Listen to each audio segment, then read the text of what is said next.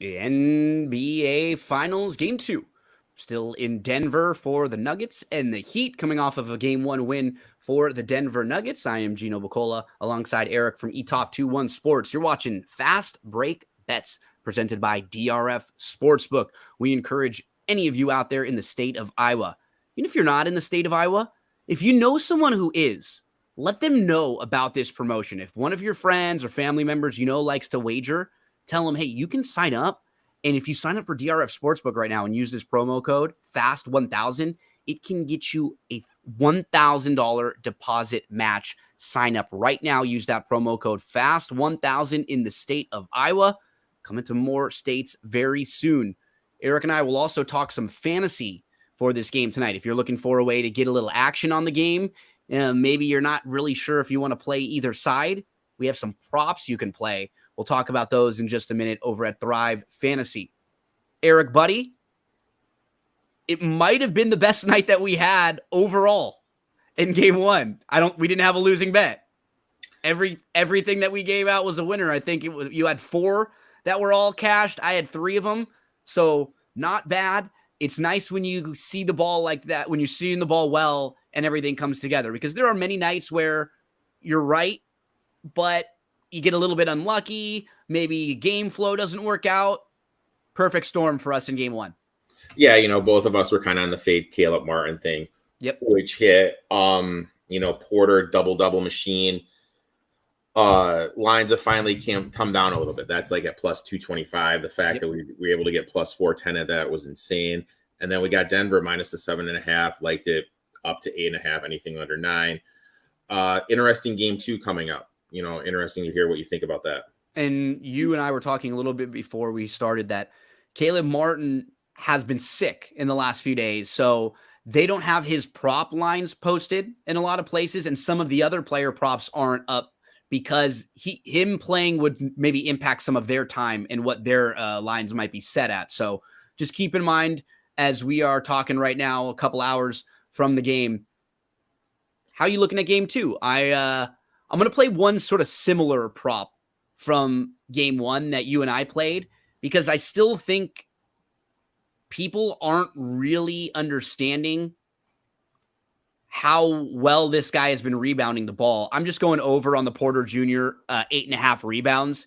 He was repeatedly just all alone getting boards, all alone getting easy boards. And we just talked about it. When you slot the matchups for Miami, they just don't have the size to have their third biggest player defending Michael Porter Jr. Because what can you do when they have guys that are 4 inches shorter than him trying to defend him? Erik, I mean, he may not have a great offensive game all the time, but rebounds, he can just grab them over him. And he was a great rebounder in college. And I really think people forget that he was going to be the top pick in that draft class. Yep. If he didn't have that back issue. The guy's a scoring machine. And it's kind of funny. We always hear like these people talk about, I want to win. I'll do anything it takes to win. You look at this guy. This is truly a guy that is doing this because completely agree. He is playing the third fiddle. He could be a 1 or a 2. He's playing better defense. He's not letting people just go by him. All he's doing is the best NBA coaches, the best coaches of any sport, they can find a way to get you to really use your strengths and put you in positions to succeed on the court. And right now, he never feels like he's trying to do too much anymore because he doesn't have to. He's got Jokic out there and Murray, so he's just playing smart. The only thing that could hurt someone like him is when he's trying to do too much right now. And when he doesn't and he just plays, he's going to get his looks. And you're right. He has made sacrifices. It's funny because when the Lakers and the Nuggets used to play each other, him and Kuzma, they have this rivalry. It was really funny. They were sort of similar players early on in their career that just were very offensive and would just take shots over and over. And Kuzma did it a little before Porter, but the mark of a great player is just what you said. What are you willing to do to win? Because now you look at a guy like Kyle Kuzma, and he's not just a scorer anymore. He's a pretty solid defender. He's a very good rebounder. He's a little bit better playmaker. Porter Jr. is doing that now. He's better than Kuzma, I think, overall, just with the ceiling. with ceiling, with like what he can do as a scorer. But my point was just the comparison of these guys who were very offensive, young guys came into the league, and then they were taught and told, hey, if you want to be on the court in big moments, like Kuzma wouldn't be able to play in those games when the Lakers were closing if he wasn't rebounding and playing good defense. You're not going to be on the court. And the same thing for Porter Jr. Hey, if you're not playing good defense, if you're not rebounding the ball, you're not going to be out there. And I was really impressed with him because he was one of those guys, Eric, I thought the Lakers would be able to pick on more. And by using his size and just playing effort, moving your feet, not being lazy, he made it difficult for the Lakers. Yeah, he's finally playing like he's 6'11". He is a matchup nightmare, and he's finally engaged and starting to understand what he can do. And couldn't happen for a better time for the Denver Nuggets. And also I'm looking right now, you can get plus money on that too. I'm seeing plus money. So, I definitely like that play a lot. My first play, I am going to I'm going to go to the first half. I'm going to take Miami here plus the 5.5 for the first half. My thought process is this. We've kind of seen it. I know the sample size is small, but Denver always comes out slow in game 2 after winning. And you just look at their track record. Miami, after losing the game, always starts off good in the first half. I expect Butler to be a lot more offensive, try to get the ball to the rim.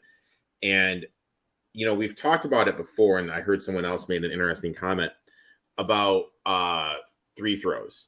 We need to remember that even though they only attempted 2 free throws, this is going to be a completely different crew that's going to referee the game the completely different way. That's a good point. What was not called a foul by crew 1, maybe called a foul by crew 2. Yes. So I think we're going to see them get a little bit to the line a little bit. He had 15 open looks from 3. Strus, Duncan Robinson, both elite shooters, struggled to hit the broadside of the barn. I think we're going to see a better effort from the Heat and them not to be so shell-shocked. And we're going to play I'm going to play the trends with the Heat doing better games 2 for the first half, and then the Nuggets starting off a little bit slow for game 2. Eric's on the Heat for the first half. My next play, Eric, I'm going to go to my guy, KCP. KCP, I'm just going to go over the 10.5 points for him. It really wasn't as if he had a bad game 1. He was 3 of 8 from the field. He just didn't get as many shots as some of the others, right? Early on, Gordon had a bunch of buckets right off the bat to score. So the ball wasn't just moving to KCP quite as much. What happens now? Miami will over adjust a little bit in game 2. They'll step out on Gordon a little bit more. They'll step out on Porter maybe a little bit more. Murray and Jokic get a little bit more attention because they had such fantastic games. Who's the one guy that didn't have the greatest game in game 1 that you're going to let beat you? KCP. You're probably going to let him beat you. And this is plus money here. It's 10.5. Don't think that's that big of a number. I could see him going 3 of 6 from 3 and then, 2 other buckets throughout the evening. He's going to hit this, and I'm going to tell you why. Because you didn't right? I did that same game parlay. And this was all you needed. You sent me the thing. This was the only leg you needed. And we sometimes we have to handicap the handicappers sometimes. I know the way that the gambling gods work, and you do too. KCP is going to go over this in the first quarter probably, right? Just because you needed it last time. He'll hit the first 4 shots of the game. It's gonna be a kick in the ball. My next one is I play the over 216. We got a trend of game 1 going under, and then we're gonna play it to go over because of the adjustment. He missed 5 of 16 in wide open looks for 3. He didn't get to the line. I think they're going to get more attempts going to the line. And Nuggets really didn't even run any of their stuff. I mean, they just got out to a lead and kind of were in coasting control. Yeah. So I think the Nuggets will be good offensively and efficiently. Game was very slow paced. I think both teams are going to look to get out and run a lot more fast break points. I'll play the over 216. Eric, I think I've got one more. You've got 2 more. So let's go to one of your 2. You were going to go Gordon under the 13.5. I'm going to go Gordon under 13.5. Look, he was 7 of 10, 16 points, 2 of 2 from threes. A lot of those were right underneath it. the hoop, and they had Martin or Gabe Vincent on him. As soon as they put Jimmy Butler on Aaron Gordon, he wasn't able to get that stuff right underneath the hoop, and I think that's what they're going to do. I think they're going to start Butler on Gordon. We're going to see a little more Kevin Love minutes to negate what Gordon brings underneath. And I mean, look, I'm going to just play the regression here. I mean, I'm looking at this right here. He's gone over this total one time since the first round. Yeah. So, yeah. You just got to. He went over the one time last round against the Suns. He went over it 2 times. So, yeah, 3 times since the first round. I'll bet on the regression. Gordon under. One of the plays that I'm doing the same thing with regression is Bam. Bam had a really good offensive game, and that it was sort of coming because he had repeatedly bad games, 3 or 4 in a row, where even where they may have looked okay with his final box score, he was missing a lot of wide open looks, wide open shots against Boston. He was starting to, and he was still playing well defensively and screening and stuff, but he was like, it looked like in a couple of the games when a baseball player gets the yips, like he was fumbling the ball every time he got it and he was turning it over. He had 5 and 6 turnovers. Then he had a fantastic game 1, but they were sort of giving it to him, right? Yeah. They were like, okay, we'll let Bam get 25. What's that going to do? And they were making life a little bit more difficult for everybody else. Miami did miss some open shots, but early, I think Denver kind of put a little pressure on them. So I'm going Bam under. This number has bumped up. It was down to like 16.5 in the last round. So now it's back up after he had this one good game. So I'm going to go back under. Like, I'll be honest. I wouldn't even call it a good game. I know. You pour in 26 points on 25 field goal attempts. That's not a good game, dude. You're just shooting. That's just shooting to shoot. So, yeah, I like that play. I expect him to go back down to earth a little bit. And one guy that I look to go off and gratefully improve is, look, I'm playing Strus here. Got to.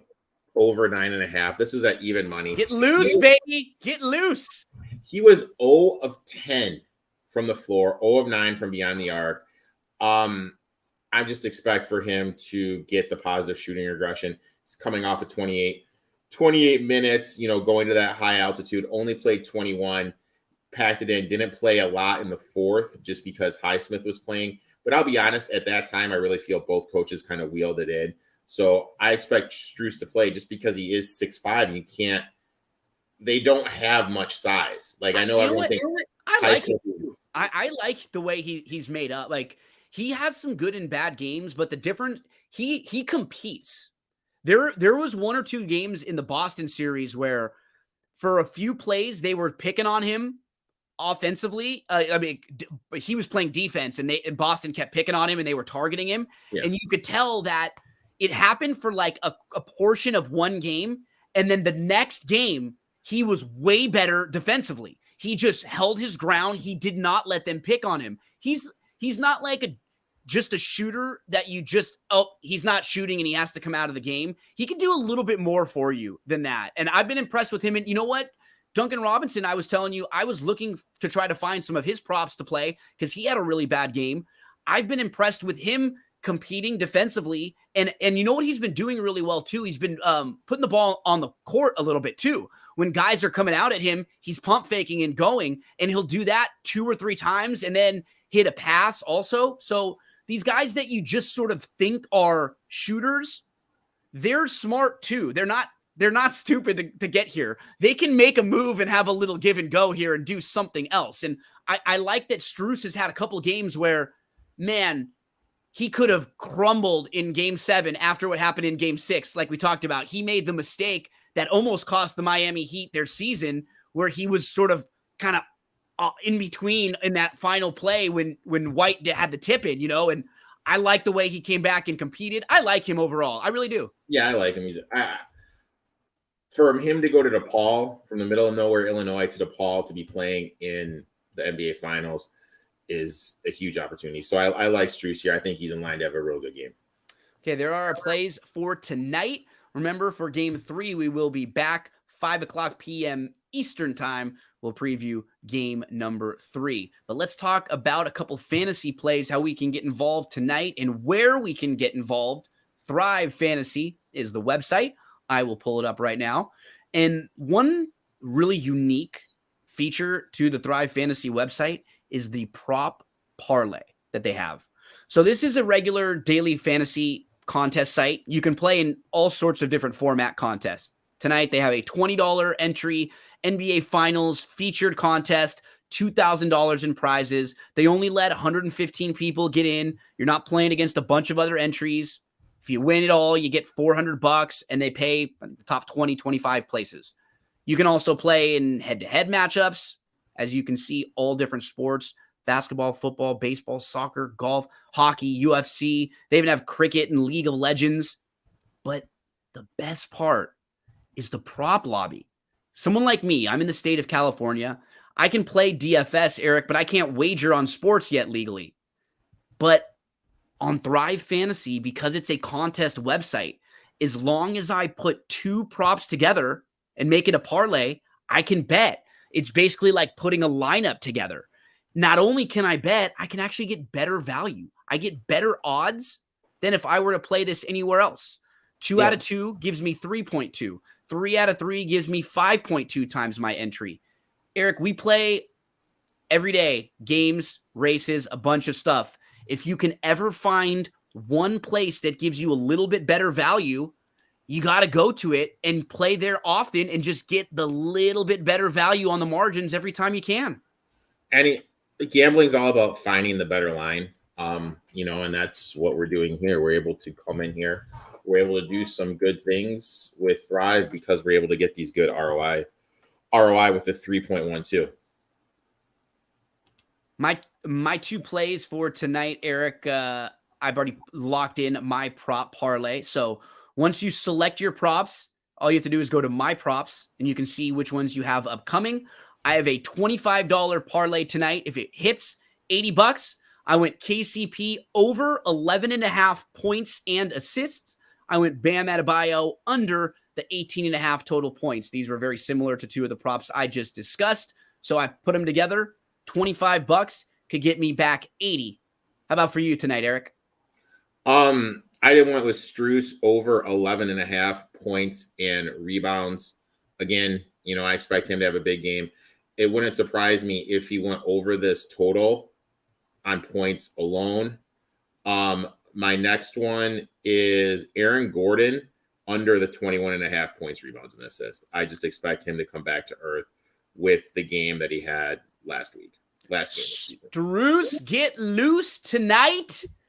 Eric and I will be back to talk game number 3. So you played Heat first half. What would your overall, do you think they win the game tonight? Do you think they keep it close, or do you think it's Denver pulls it out and it's 2-0 going back to Miami? I'll be honest. I'm going to play as soon as I get a better number with Denver. I'm going to play them. I think Denver wins the game. Okay. I just think they're going to start off a little bit slow. We've seen this. We saw it against your Lakers. Yeah, it happened. They're down twice in those series. At half. We saw it against the Suns too, where they get down and they come back in the second half. We'll be back to talk game number 3. Make sure to head to DRF Sportsbook. If you're in Iowa, use that promo code FAST1000. And when you go to Thrive Fantasy, and when you're playing these prop parlays like Eric and I were playing, deposit and use the promo code GINO, G-I-N-O. It'll actually give you a match deposit bonus from 25 all the way up to 250. That's a 4 times rollover. So get involved at Thrive Fantasy. We'll be back to talk game number 3 in a couple days. Good luck in all your plays tonight.